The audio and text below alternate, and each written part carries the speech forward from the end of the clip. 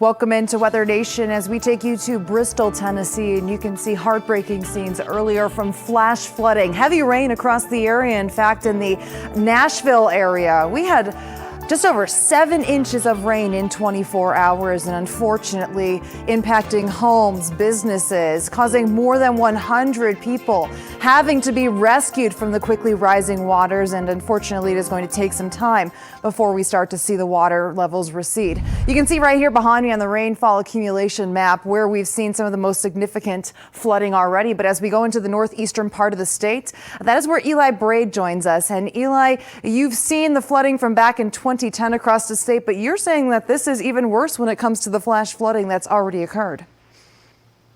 Yes, Meredith, thanks for having me. This is some of the worst flooding that we've seen in quite some time. This is our flood season, though. For the past couple of years, we have been getting flooding in March and April.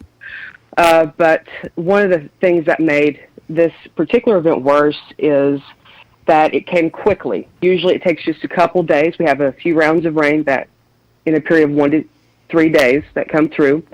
But we got about 7 inches of rain in a very short period of time, and the ground was already saturated. That produced the serious flooding that we're seeing right now. We've had water rescues all across East Tennessee. As a matter of fact, here in Hawkins County, we've had about 2 or 3 rescues so far with a drowning victim. And that's the unfortunate part, I think, about this flooding, as we've already had several people lose their lives as a result. I was just talking with you earlier, and you were telling me that right now you're in your home with your family. Emergency managers are saying don't go anywhere. What has it been like, or what have you heard is going on across your community? Because you said some of the water came into your home, but there were other people that were not as lucky. Right, we got some minimal damage.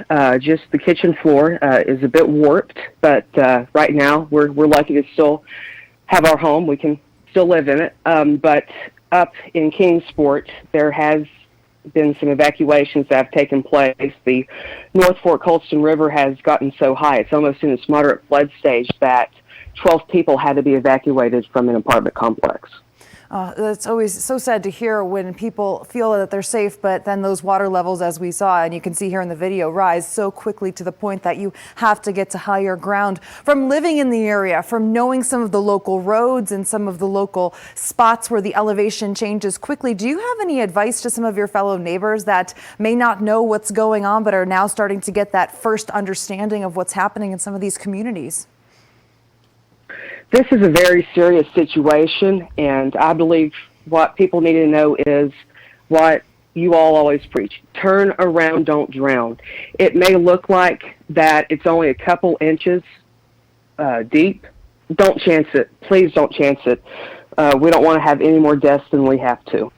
So just stay home, follow advice from emergency management and the National Weather Service. Thank you so much. That was Eli Bray joining us from northeastern Tennessee. We hope you, your family, and your community stay safe and things start to really improve for you across the region. But we're going to be checking in now with meteorologist Matt Monroe. We have a line of severe storms, but now some that are to the north of the D.C. metro area, Matt. Okay, let's check out the whole line. First off, though, there's Kentucky and there's Tennessee. This is good news here because the rain, it is now done. Out across Lexington, Nashville, and that water can finally start receding and get back where it needs to be. So that's the good news. The bad news is that front is still out there.